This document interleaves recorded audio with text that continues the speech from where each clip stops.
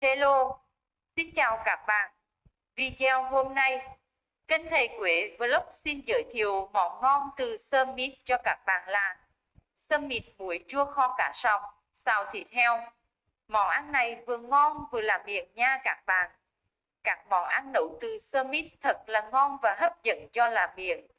Món Summit kho cá khi ăn có vị bùi, béo, thơm tho nên rất hấp dẫn với người ăn.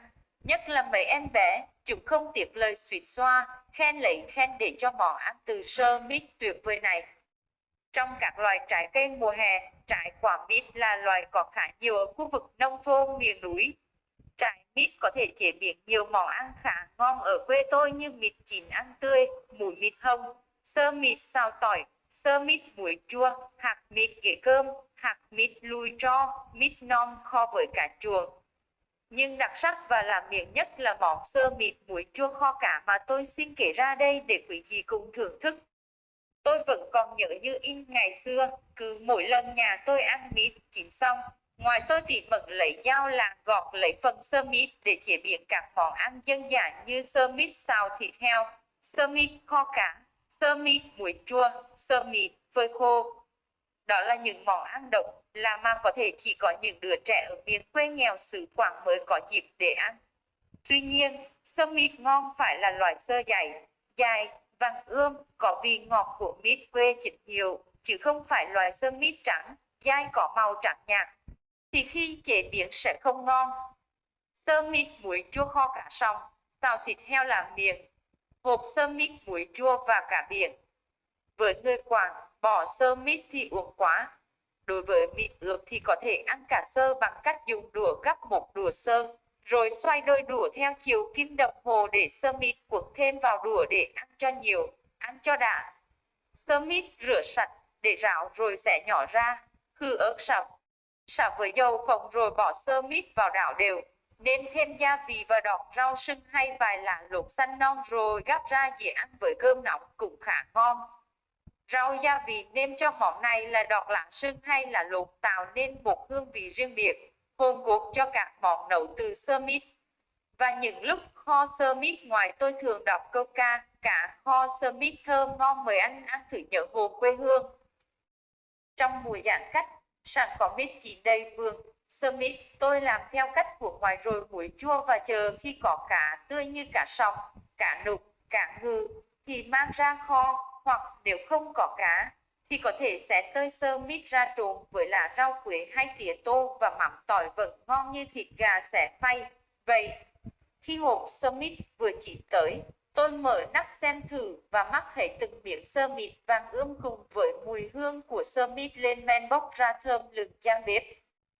Tôi mang sơ mít kho với cá sòng bằng cách tôi cắt nhỏ sơ mít vừa ăn, lót một lớp dưới đáy nồi, rồi xếp lên trên một lớp cá đã ướp gia vị mắm, muối, vài trái ớt xiêm, rồi lại phủ lên một lớp sơ mít rồi lại lớp cá rồi sơ mít, cứ vậy trên cùng cũng xếp một lớp sơ mít.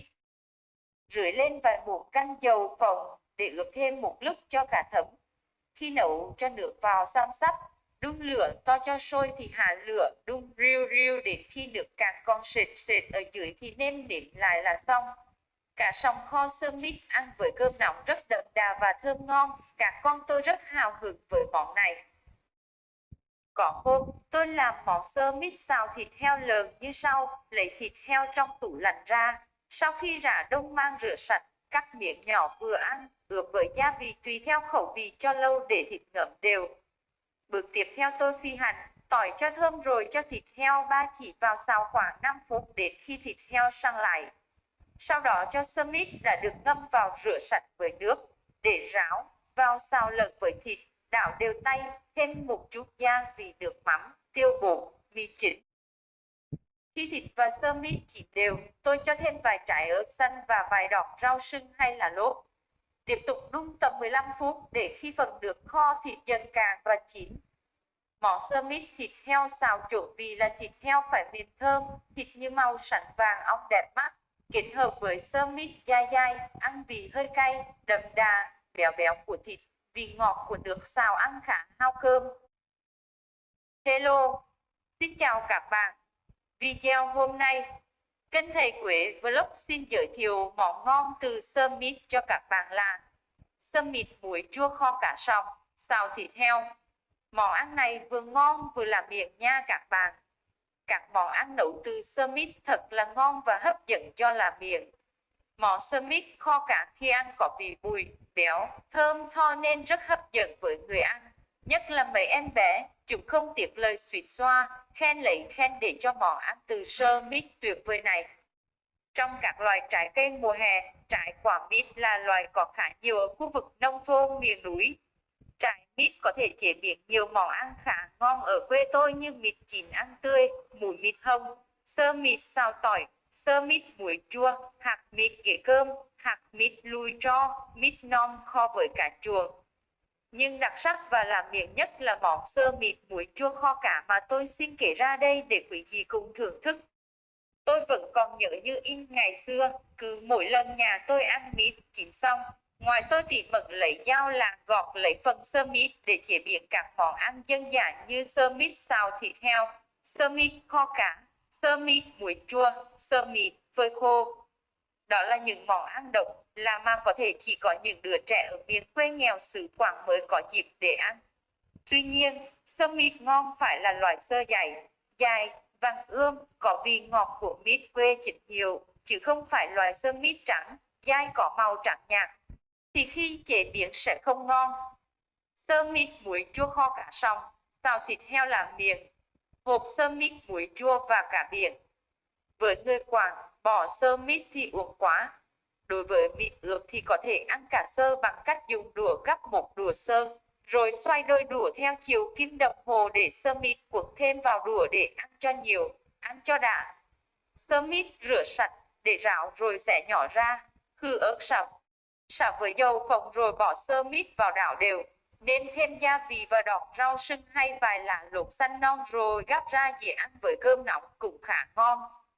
Rau gia vị nêm cho món này là đọt lạng sưng hay là luộc tạo nên một hương vị riêng biệt, hồn cốt cho các món nấu từ sơ mít. Và những lúc kho sơ mít ngoài tôi thường đọc câu ca, cả kho sơ mít thơm ngon mời anh ăn thử nhớ hồ quê hương. Trong mùa giãn cách, sẵn có mít chín đầy vườn, sơ mít tôi làm theo cách của ngoài rồi muối chua và chờ khi có cá tươi như cá sòng, cá nục, cá ngừ thì mang ra kho, hoặc nếu không có cá thì có thể xé tơi sơ mít ra trộn với lá rau quế hay tía tô và mắm tỏi vẫn ngon như thịt gà xé phay. Vậy, khi hộp sơ mít vừa chín tới, tôi mở nắp xem thử và mắt thấy từng miếng sơ mít vàng ươm cùng với mùi hương của sơ mít lên men bốc ra thơm lừng gian bếp.